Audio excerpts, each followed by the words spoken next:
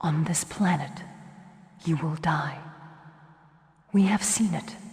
Hello and welcome. We got some pretty disappointing but also excellent information to go over. All of this has come from a huge Q&A that Funcom ran over on Reddit, which was cool to see, but a lot of great info has come from that. And of course, the beta keys are still running. This will be the last video. Tomorrow morning, I will be randomly selecting the winners. Those of you that have been able to like, subscribe, and comment on the last 3 Dune Awakening videos will have a higher weighted chance. And thanks everyone so much for participating, commenting, subscribing, and liking. And most of all, thanks for Funcom. Now, if you don't get a key from me, make sure you first of all go to Steam, request access through the Dune Awakening homepage. There'll be a ton of Twitch streams over the weekend, and particularly Funcom will be giving thousands, if not tens of thousands, keys away. So there should be, hopefully, plenty of opportunity. There's also a small chance I'll get some extra keys. If I do, I'll make sure to dish those out randomly as well. So I went over all the Q&A that was in the Reddit forum. They answered a ton of interesting questions, and we're going to look at the most prominent ones because some of these are staggering. Actually kind of changes some of the things that have been sort of common understandings. Now, there's been a huge push on being able to sell your base blueprints. If you're not familiar what this is, it means within Dune Awakening you can create monstrosities of bases, pull out this construction tool, take a snapshot.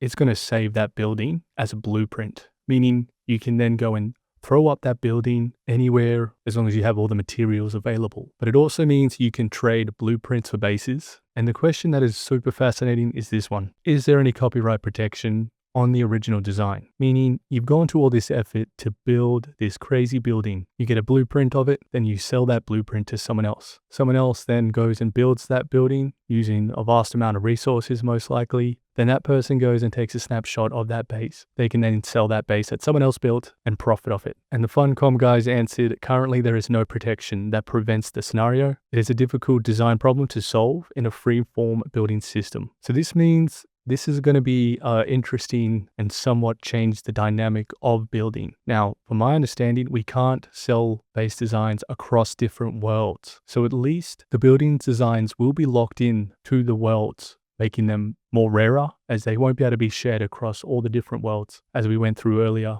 with how the servers work. So that's like one good thing about it, but it does mean that it is going to be pretty easy for your base designs to be copied and sold without you even realizing or knowing. So I thought that was very interesting. I'm sure down the track they're going to implement a system to sort of protect your property rights, your designs, but how they do this is going to be a tricky, thorny issue. Another good question was, can you acquire both Harkonnen and Atreides building styles or sets? We've kind of answered this already. They said, yes, you will be able to. What you'll be able to do is you'll be able to join Atreides, do some of the quest line, get enough rep, then you'll be able to purchase the building set for Atreides. Then you would betray Atreides, join Harkonnen, level up with Harkonnen, and grab their set. I think you can only do this once. You can only betray the team once. Another good question was, when it comes to taxes, how does it actually work? Is it automatically deducted from your account, from your salary, from your bank account? Well, the answer is no. You actually physically will have to go and pay your dues, your taxes, to the Emperor via the Harko village or Arakeen at the Imperial Tax Authority. So there you go. So no easy deduction system. Makes sense, as it makes it a much more involved system.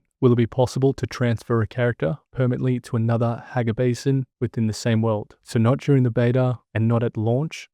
Obviously, you'll be able to use the visit function, but the next step up from this, or the final version, post-launch, will be a system where you will be able to move to another Haga Basin within your own world. But this definitely won't be at launch. And I haven't heard anything about moving from world to world. I don't think you'll be able to do that.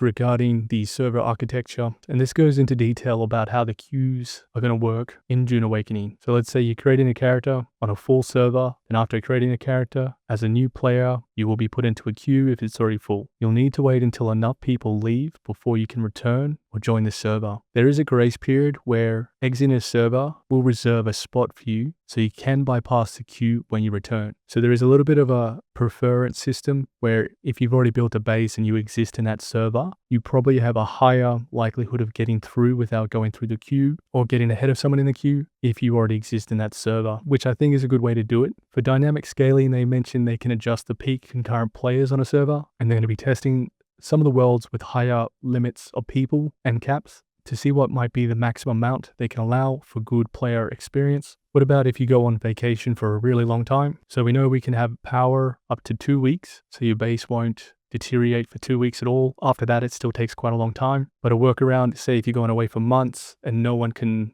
help with the base, you will be able to deposit a blueprint of your base and all your items. You could take them to the storage, the bank, and have them all there. And then you just have to take it all out and start again from scratch if you're away for a really long time. They also say there is going to be an upgrade path for pre-orders. So say you've just bought the standard, but you want to get the deluxe, you can then upgrade to the deluxe as well as the standard to the ultimate upgrade options. These should be available before launch. When it comes to seasonal content, every 3 months, there'll be a large update, which go along with DLC release dates that they've already set. So you can expect every 3 months, we get a big drop of new content. So for the consoles, we're not going to see anything for Dune Awakening on consoles before the end of 2026. So you got a while to wait, unfortunately. How about raiding someone's base in PvP zones? It's pretty much non-existent, but probably possible. You won't be able to damage the base while the shields are up. However, during the sandstorms, shields go down, but then you will still have to get through the wall. And then once you're inside the base, you will have to destroy the containers. But as soon as that shield comes up,